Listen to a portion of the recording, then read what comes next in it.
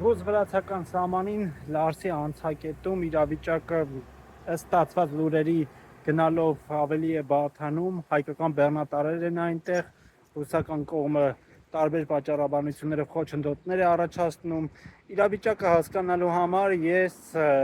մեկնում եմ այնտեղ, կզրուցեմ բեռնատարերի վարորդների հետ, կնկարահանեմ տեղում, այլ իրադարձություններից կտեղեկանեմ եւ ձեզ կտեղեկացնեմ։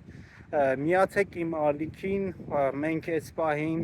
հայ-վրացական սահմանին ենք, արդեն հատել ենք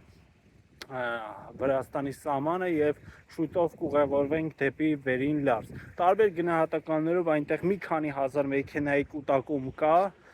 հենց տեղում էլ կհասկանանք ինչքանով են իրականությանը համապատասխանում այս լուրերը։ Վարորդները ասում են, որ երկար ժամանակ այստեղ են, մթերքը փչանում է, ապրանքները, որոնք տանում են, խնդիրներ են ունենում դեպի Ռուսաստան արտահանելու հետ։ Նաև տեղեկություն ունենք, որ Ռուսաստանից Հայաստան եկող բեռնատարերի համար էլ խնդիրներ են առաջացնում։ Այս ընթացքում, երբ որ մենք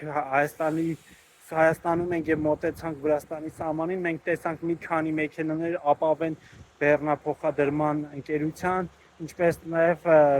պրոպան բերող մեքենաները, տեսնում եք, այստեղ է պրոպան բերող մեքենաներ են, այսինքն